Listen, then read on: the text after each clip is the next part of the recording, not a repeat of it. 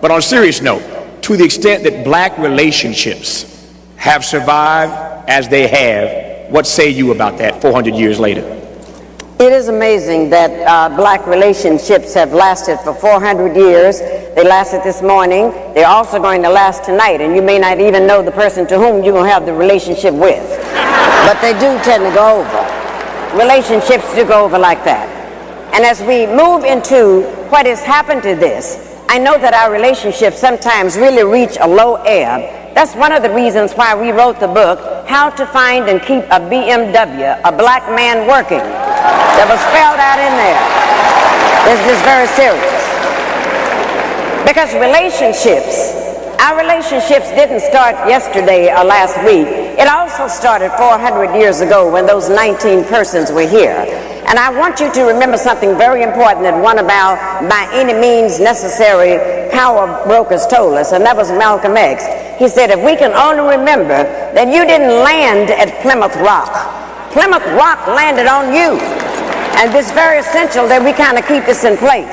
And knowing that these are the things that happen, then we have to move more to change it. See, we have a system that would not like to see black males and black females together. They would not like to see that happening at all. Because once we come together, they understand the power of the strength of the black woman, the queen of the universe. They know that, her strength. They also know the power of the black male, the warrior. If you would turn him loose, he will protect also his family and things that need to be done. And because they understand that if our relationships are together, then they will lose. But if our relationships are torn up, then we can forever be treated in certain ways by the oppressors. That's why they gave us something called integration, which is nothing but the illusion of inclusion. They gave us this. They actually gave that statement. And when they gave that statement, it meant that they could go right into your homes. They went into the black homes now, the powers that be, and told us that you cannot discipline your children anymore. And if you discipline your children, you will go into jail. It's this kind of thing they told us. Now, this is amazing that, you know, the black parents who in Africa, that was out of the question. Some social worker come in there saying you can't discipline your children, the social worker would disappear. As you all know, this kind of thing would go on. You would be sitting in a place like this, and all you had to do was act up and do something wrong, and all your mother had to do was to glance in your direction. Y'all remember that? And you remember that the glance meant, don't let me have to get up and come over there.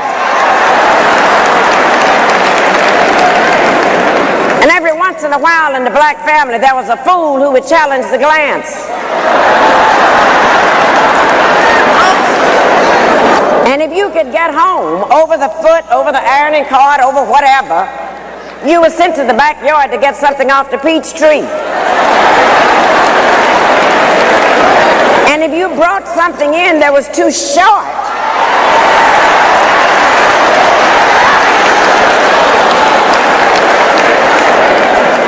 God forbid that you would do something like that. But then it got so terrible in frightening us. This is why we got to take this back. And this is the best part of our action plan, is to reclaim the minds of our children.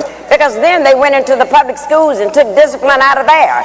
So when we acted up in there, they put our boys, our black men, into something called special ed classes.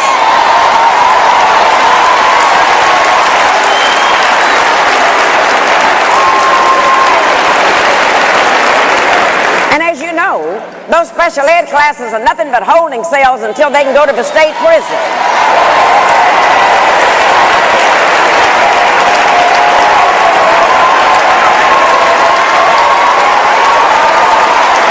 But this is what they did. And then, the one thing that they knew, that if we can put them in prison, if we can have them convicted for a felony, then once they get out of prison, they cannot get a job because of that.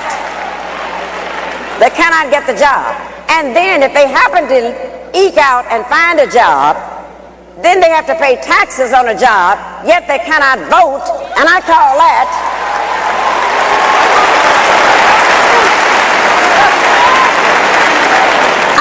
taxation without representation. That's what we're looking at. And if one of the things that we would learn to do, they did a grand thing when they took that discipline away from us, because when they made our parents afraid to discipline the children, then what happened? We found out that the teachers were afraid of the principals were scared of the superintendent was scared of the school board was scared of the parents were scared of the children, and the children ain't scared of nobody.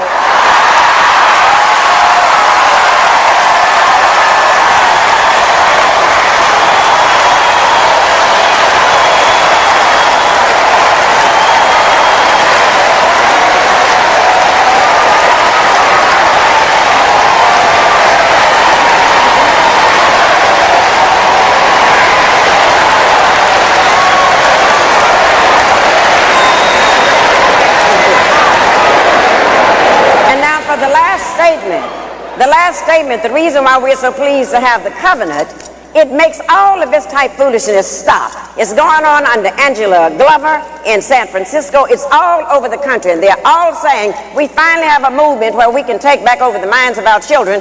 And the first thing we got to take over, the covenant taught us that we do not have to have black leaders anymore. It told us because everyone in this room is empowered to be a black leader. Everyone in this room.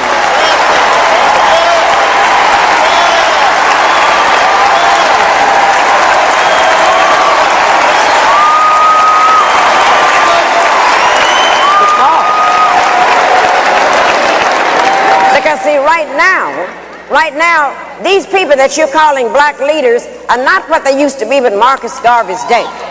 They're not what they used to be back in the days of W.E.B. Du Bois or Martin Luther King. Those were the people that got us together and planted a strategy, and we're not looking for fame. But today's black leaders, I'm afraid, have become leading blacks. And don't ever confuse leading blacks with black leaders.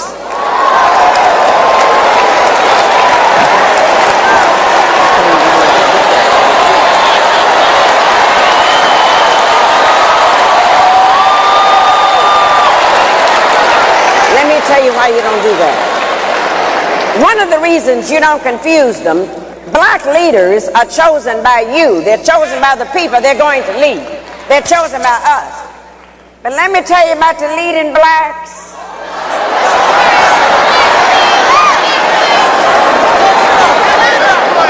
The leading blacks are chosen by the media. Leading blacks are chosen by ABC, all broadcasting Caucasians.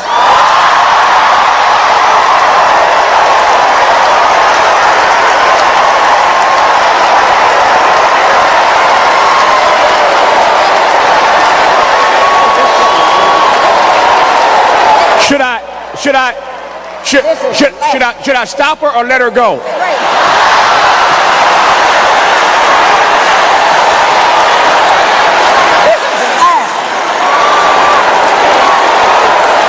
Now this is the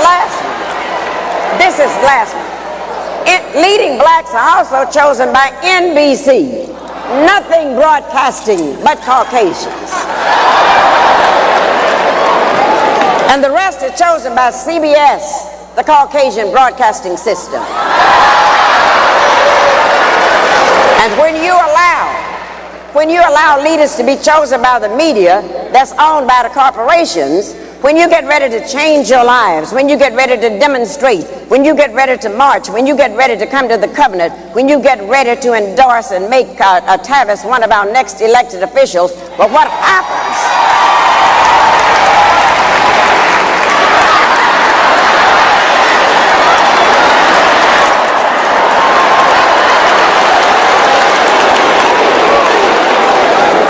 Then you must take the time to carefully watch and see what the leading blacks are doing, because that's when the leading blacks sneak into the door to the corporations, and they will tell the corporations, oh, we know how to go and put them down.